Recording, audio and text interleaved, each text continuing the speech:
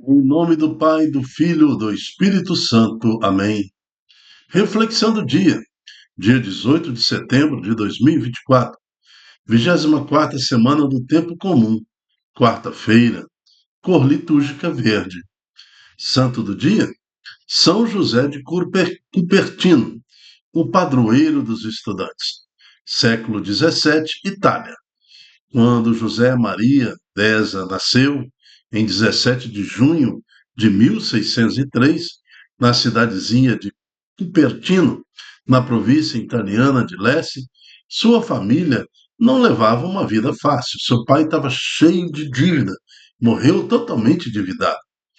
Em 1628, José foi ordenado sacerdote, ciente das suas limitações culturais, porque na infância jamais conseguira que seus pais lhe dessem uma boa cultura. Nunca renunciava aos trabalhos manuais mais simples, chegando até a ser apelidado de irmão burro.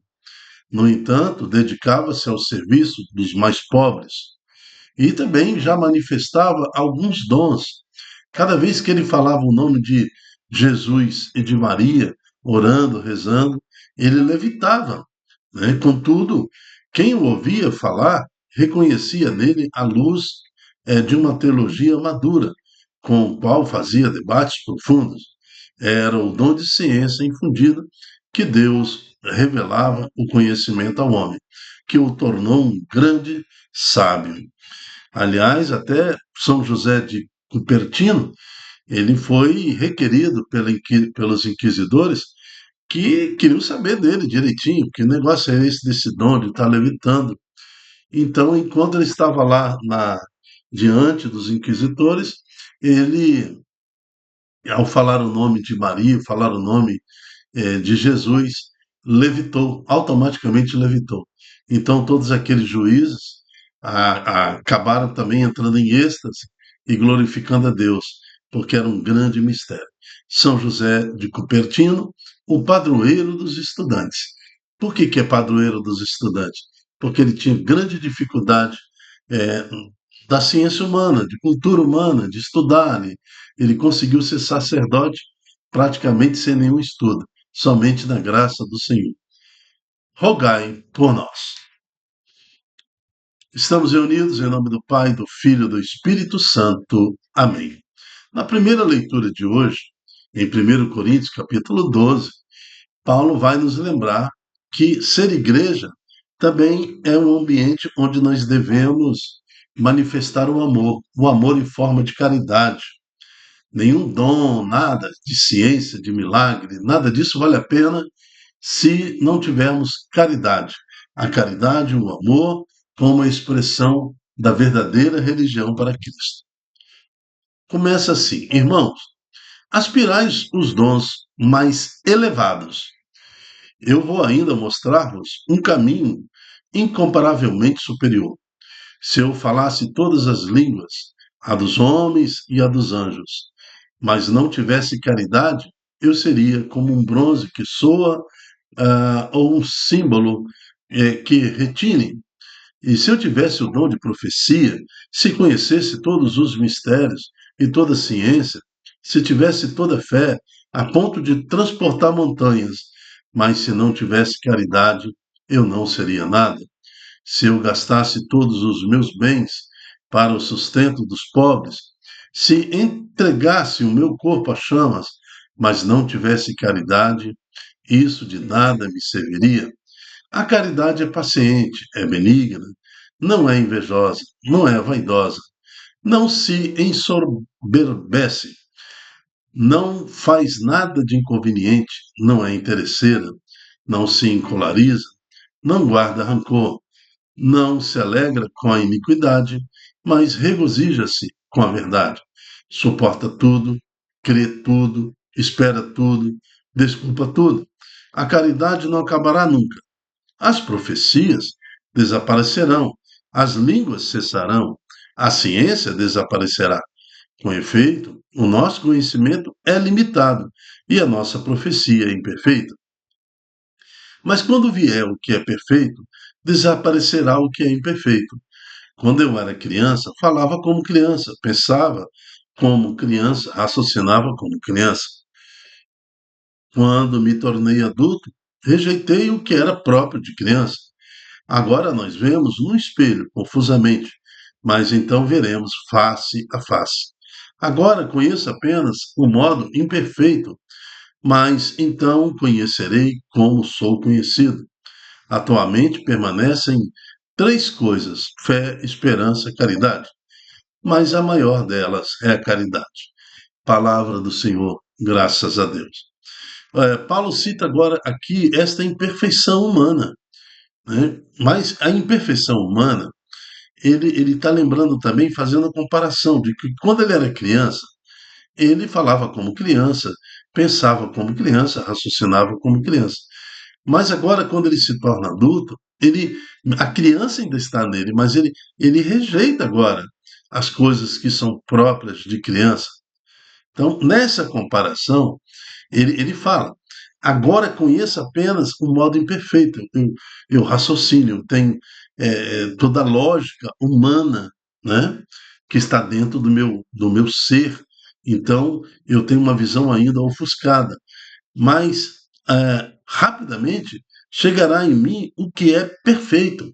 E eu conhecerei e eu verei face a face. Aí eu entenderei o que realmente eu sou. Nós não temos a noção da nossa capacidade espiritual. O nosso espírito está contido na limitação da matéria, na limitação do raciocínio, da lógica humana. O corpo limita o que verdadeiramente nós somos. Mas logo, aquilo que é verdadeiro há de despertar em nós esta consciência. Isso vai acontecer misticamente com todo mundo na volta de Jesus Cristo, onde todos ressuscitarão, os vivos e os mortos, e nós veremos o julgamento final.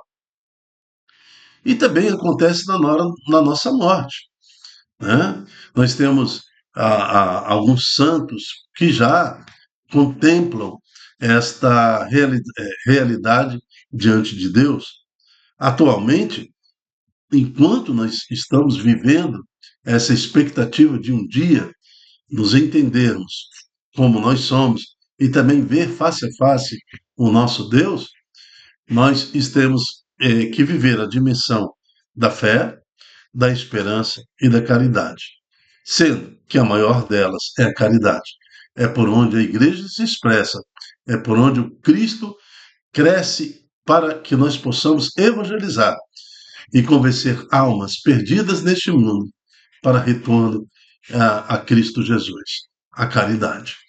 Por isso, pedimos a Deus agora, em nome de Jesus, que derrame sobre nós um espírito caridoso, um espírito capaz de transformar e anunciar aos outros que neste mundo estão perdidos, que há salvação e que Jesus Cristo é o nosso Senhor, que há de nos libertar. Amém. Salmo. O salmo de hoje é o Salmo 33. E ele nos fala: Feliz o povo que o Senhor escolheu por sua herança. Somos este povo, a herança de Deus. Antigamente, Deus, no meio da confusão humana, foi lá e pincelou os judeus através de Abraão, uma pinça, tirando da confusão que era o mundo, um povo escolhido. Agora somos nós cristãos, né? Nós que formamos esta massa de fé que aceitou Jesus e que vive estas condições e as promessas que Deus realizou ao seu povo através da igreja. Feliz o povo que o Senhor escolheu por sua herança. Dai graça ao Senhor ao som de harpa, da lira de 10 cordas. Celebrai-o. Cantai para o Senhor um cântico novo, com arte sustentai a louvação. É a nossa missão, é ser igreja. O Salmo 32, ele todo reflete o que é ser igreja, né? O que é ser instrumento na mão de Deus para converter e trazer almas para o nosso Senhor Jesus Cristo. Amém. Evangelho está em Lucas capítulo 7, de 31 a 35. O Senhor esteja conosco. está no meio de nós. Proclamação do Evangelho de Jesus Cristo segundo Lucas. Glória a vós, Senhor. Naquele tempo, disse Jesus: com quem hei de comparar os homens desta geração? Com quem eles se parecem? São como crianças que sentam nas praças e se dirigem aos colegas dizendo: tocamos flauta para vós e não dançastes, fizemos lamentações e não chorastes. Pois veio João Batista, que não comia pão nem bebia vinho, e vós dissestes: ele está com um demônio. Veio um homem que come e bebe, e vós dizeis: ele é um comilão, beberrão, amigo dos publicanos e dos pecadores. Mas a sabedoria foi justificada por todos os seus filhos. Palavra da salvação. Glória a vós, Senhor. Com quem poderei eu comparar os homens e mulheres dessa geração? Agora, somos nós, da nossa geração. Eu saio de carro, eu caminho, eu convivo com pessoas e eu tenho essa sensação. São como crianças, não têm conhecimento, não têm noção da vida espiritual que os envolve. Que ignorância! Como é que pode, depois de 21 séculos, depois de 2.200, 2024 anos depois de Jesus, tempo em que a igreja vem se manifestando e trazendo para nós o conhecimento espiritual detalhado para a humanidade sobre Jesus Cristo, sobre pecado, salvação, sobre inferno, céu, e as pessoas estão em completa ignorância, são como crianças que se dirigem ao colega. Tocamos flauta e vós não dançastes. Fizemos lamentações e não chorastes. É, ao sabor das ondas, sem nenhuma consciência do que está acontecendo em nível espiritual. Aí depois Jesus, ainda no versículo 33, ele fala: pois veio João Batista, que não comia nem bebia vinho, e vós disseste: ele está com demônio. Quando surge alguém, quando surge alguma manifestação, a necessidade desta geração é criticar. Criticar por criticar, aceitar, né, a formatação filosófica atual, dos pensadores atuais, dos homens. Acreditam em filosofias humanas, né, ofertadas em formas de políticas governamentais. Né? Não estou falando só do Brasil, estou falando do mundo inteiro, dessa grande oferta e da falsa liberdade. É, agora eu posso ser o que eu quiser ser. Né? Tem alguns até que acham que são cachorro, gato, elefante, e vai lá, faz cirurgia, modifica seu rosto, tudo, e se mostra em praça pública como se fosse cachorro, leão, elefante, jacaré, fica se arrastando pelo chão. Que loucura! Loucura, loucura. Nós somos o que somos, né? Não tem como a gente fugir disso. Deus está se deixando ser achado por esta população, por esta geração que está confusa em si mesmo, já não se reconhece, já não se reconhece mais como homem, como mulher, já não se reconhece mais como indivíduo, como cidadão, já não se reconhece mais, olha no espelho, sabe Deus o que vê. Cuidado com essa artimanha de Satanás. Depois ele fala, vocês de João Batista criticam, ou seja, alguns criticam a igreja por criticar, mas também não se aprofundam em nada. Então, vem o filho do homem, que come e bebe, vós dizeis, ele é um comilão e beberrão, né? Ele é amigo dos publicanos e dos pecadores. A crítica pela crítica, a quem defende o liberalismo, quem defende o modernismo e todo o que está acontecendo, toda forma de expressão, agora critica aquela que, por tradição, nos traz o conhecimento de Deus, nos traz a libertação espiritual e tudo mais. E começa a criticar por criticar, optando por uma vida afastada de Deus, que nós sabemos as consequências disso. Todas as vezes que a humanidade se distancia de Deus, traz sangue, traz perseguição, traz morte, traz podridão e guerra. Isso se repete de ciclo em ciclo neste mundo. E todas as vezes que a humanidade coloca Deus como centro, ela prospera, ela volta, ela se desloca de todas as maldades e no meio da prosperidade o homem novamente se perde, né? Isso é cíclico. Vai assim, reinos e reinos são construídos, depois caem, e é isso que acontece na nossa vida. Então, nós devemos ter uma maturidade, como fala lá na primeira leitura de hoje. Chega, passou a hora de ser criança, está a hora de assumir o adulto que nós somos. Né? Não estou falando de espiritualidade, estou falando de espiritualidade. Chega de ser criança em espírito, agora é hora de assumir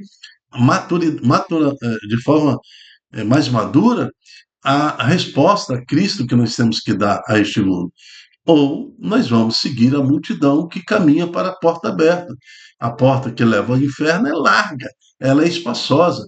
Muitos estão sendo conduzidos para essa porta, mas a porta que conduz a Deus e a salvação eterna, ela é estreita e exige de nós esforço, que tenhamos sabedoria e discernimento para conduzir a porta estreita que leva ao céu, e também coragem, caridade para conduzir os nossos filhos, aqueles que o Senhor nos confiou, também à salvação. Amém. Eu me chamo Dilton Góes. O nosso projeto chama-se Ai de mim, se não evangelizar. Esse título é muito importante, eu não seria nada se não tivesse Jesus, se não evangelizasse, se não promovesse Cristo no outro. E dentro desse projeto nós temos a Reflexão do Dia, que é um programa cujo objetivo é estudar as palavras que compõem a liturgia do dia. Seja você também um profeta do Senhor, divulgando em suas redes sociais, multiplicando esta pregação, esse ensino, para que mais corações saiam da infantilidade espiritual e assumam a maturidade em espírito em favor da sua salvação e da salvação de muitos. Até a próxima, se Deus quiser. Tchau, tchau.